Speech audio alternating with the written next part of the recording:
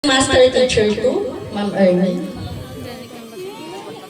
At sa ating masipag na Director General, Sir Arnulfo. Sa mga magulang na nandito ngayon, sa mga kapwa ko guro, sa mga estudyante, at iba pang mga bisita, magandang umaga sa inyong lahat. Ngayon ay sama-sama nating pinagdiriwang ang buwan ng kultura at sining. Isang panahon ng pagkilala sa yaman ng ating pagkakakilanlan bilang isang bayan. Ang kultura at sining ay hindi lamang sa mga pagtatanghal o likhang obra. Ito ang tibok ng ating kasaysayan, ang salamin ng ating mga pangarap, at ang tinig ng ating pagkatao. Sa bawat awit, sayaw, tula, at likhang kamay, makikita natin ang iba't ibang kulay ng ating mga pinagmulan. Ang ating pagkakaiba-iba sa tradisyon, wika, at paniniwala ay hindi hadlang sa pagkakaisa. Magkakaiba man tayo ng nakasanayang kultura at tradisyon, pero iisa lang ang ating hangarin. Ang mapayabong pa ang ating mga kultura at tradisyon at maging daan ito sa tunay na pagkakaisa. Sa pagdiriwang na ito, naway hindi lamang tayo maging taga-masid, kundi maging tagapagtaguyod ng kultura at sining.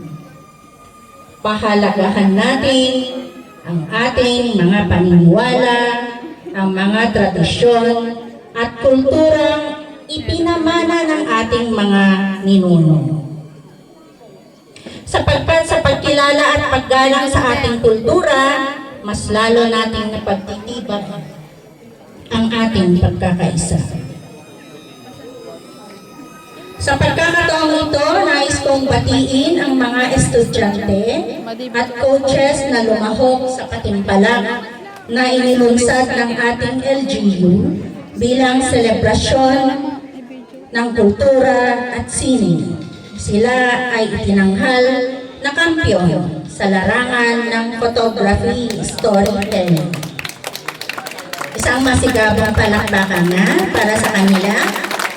Ito ay kinabibilangan nina Jenril Jacob, Janice Villa Vicencio, Shaira Antoinette Castillo, Denler Panas, Junice Kogan, sa pamumuno nila Ma'am Cherilyn Duluan, Ma'am Jollibee Marie Castillo, at Sir Roger Dulawa.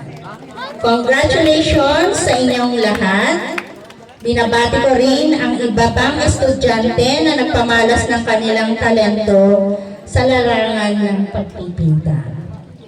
Thank you so much for representing our school. Naway patuloy niyong mahalin ang mga talentong ibinigay sa inyo ng ating Panginoong Diyos.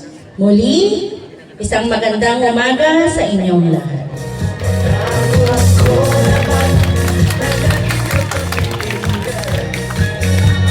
Thank you very much, ma'am, for your heartfelt and inspiring words. Tunay nga, ang kultura ang nag-uugnay sa ating pinagmulan.